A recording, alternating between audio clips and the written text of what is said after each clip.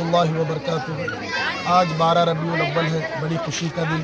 آج اللہ کے آخری نبی حضرت سیدنا محمد رسول اللہ صلی اللہ علیہ وسلم کی یوم پیدائش ہے، جس کو میلاد النبی کہتے ہیں۔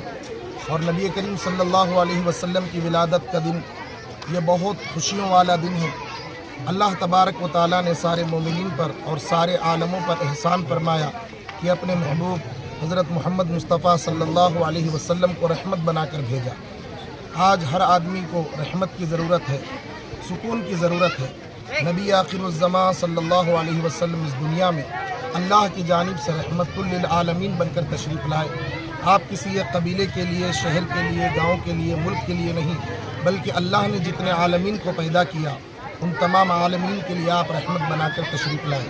اسی کے شکرانے کے ضمن میں آج ہم یہاں پر اللہ کا شکر ادا کرنے کے لیے عید میلاد النبی صلی اللہ علیہ وسلم پر خوشیوں کا اظہار کر رہے ہیں۔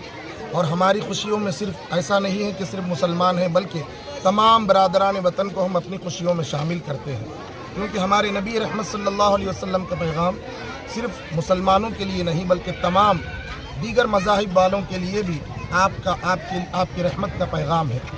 اسی لیے ہم لوگ اپنی اپنی طاقت کے مطابق اس طریقے سے محافل کرتے ہیں اور صحیح تصویر نبی کریم صلی اللہ علیہ وسلم کی صحیح صورت، صحیح سیرت لوگوں کو بتلانے کی کوشش کرتے ہیں، جو کہ تمام عیب سے، نقص سے پاک ہے۔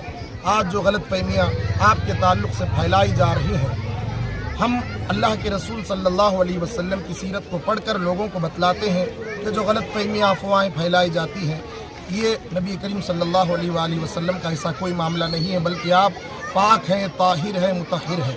ہم سب کو چاہیے کہ آپ کی زندگی کو پڑھیں، آپ کی لائف کو پڑھیں، زندگی کو پڑھ کر اور قرآن مجید کو پڑھنے کی کوشش کریں۔ اللہ کا کیا پیغام ہے اور نبی کا کیا پیغام ہے، اس کو پڑھ کر اس پر عمل کرنے کی کوشش کریں۔